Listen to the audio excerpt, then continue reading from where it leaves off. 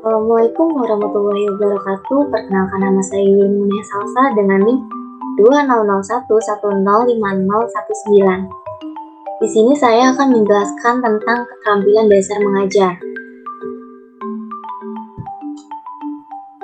Keterampilan dasar mengajar merupakan komponen fundamental dalam pembentukan kemampuan profesional seorang pengajar.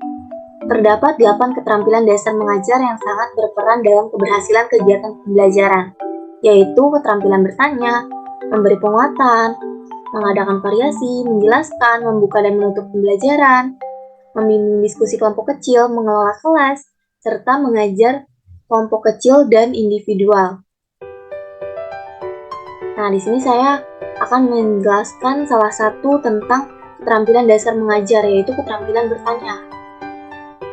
Dengan pertanyaan, guru dapat mengaktifkan siswa sehingga terlibat optimal dalam pembelajaran. Di samping dapat mengecek pemahaman siswa terhadap materi yang sedang dibahas. Keterlibatan ini akan mampu meningkatkan motivasi siswa untuk belajar karena ia merasa ikut berperan dalam pembelajaran. Nah, setidaknya terdapat 4 alasan mengapa guru perlu menguasai keterampilan bertanya, yaitu yang pertama, pada umumnya guru masih cenderung memodifikasi kelas dengan metode ceramahnya. Guru masih beranggapan bahwa dia adalah sumber informasi, sedangkan siswa adalah penerima informasi. Oleh karena itu, siswa bersikap pasif dan menerima tanpa keinginan dan keberanian untuk mempertanyakan hal-hal yang menimbulkan keraguan. Dengan dikuasai keterampilan bertanya oleh guru, dapat mendorong siswa menjadi lebih aktif, kegiatan pembelajaran menjadi lebih bervariasi, dan siswa dapat berfungsi sebagai sumber informasi. Nah, yang kedua, kebiasaan yang tumbuh dalam masyarakat yang tidak membiasakan anaknya untuk bertanya, sehingga keinginan anak untuk bertanya tidak tersalurkan. Situasi seperti ini berpengaruh dalam kelas.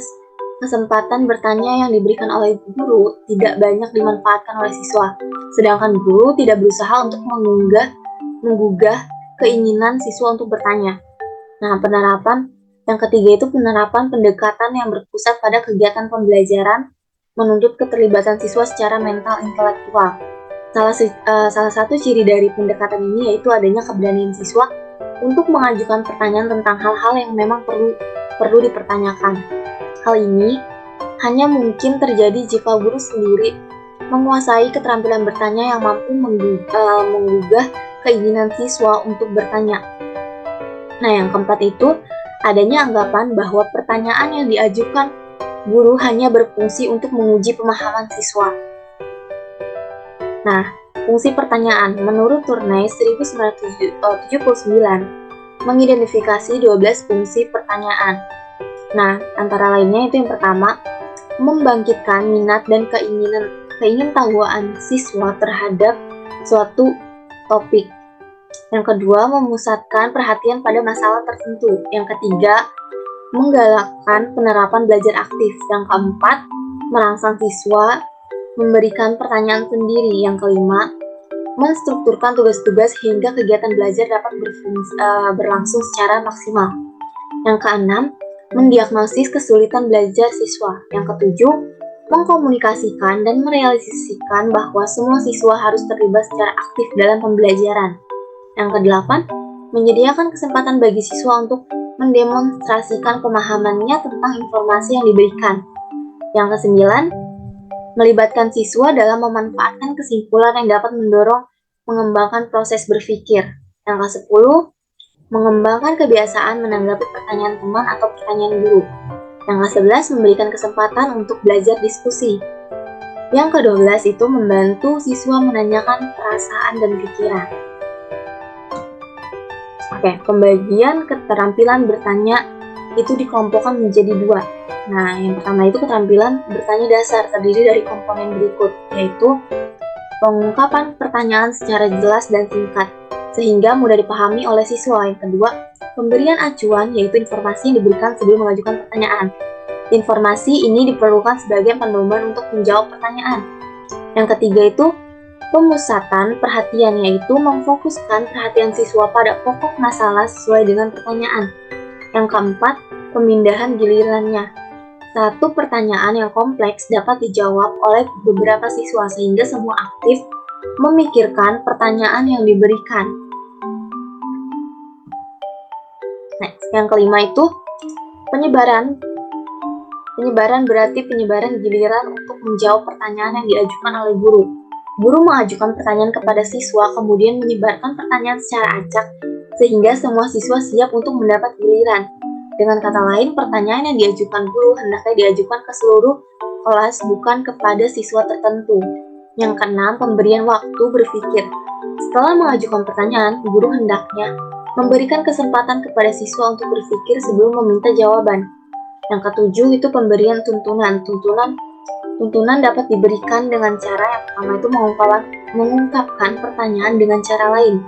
Yang kedua, menyederhanakan pertanyaan. Yang ketiga, mengulangi penjelasan acuan sebelumnya.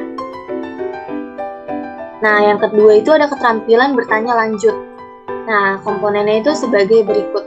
Yang pertama, mengubah tuntunan tingkat kognitif dalam menjawab pertanyaan, yaitu tingkat yang paling rendah ke tingkat yang paling tinggi, seperti memahami, menerapkan, menganalisis, dan mensintesis, mengevaluasi, dan mengkreasikan. Yang kedua, pengaturan urutan pertanyaan, yaitu mulai dari yang sederhana sampai ke pertanyaan yang kompleks. Yang ketiga, penggunaan pertanyaan pelacak dapat dengan berbagai teknik seperti klarifikasi, meminta siswa untuk memberikan alasan atas jawabannya, meminta kesepakatan dari siswa lain atas suatu pandangan. Yang keempat itu peningkatan terjadinya interaksi, merupakan salah satu usaha untuk meningkatkan keterlibatan mental intelektual siswa secara maksimal. Nah, apabila guru mampu menguasai keterampilan yang dijelaskan tadi, maka ia akan mampu bertanya secara efektif, sehingga akan terlaksana pembelajaran yang aktif dan efektif.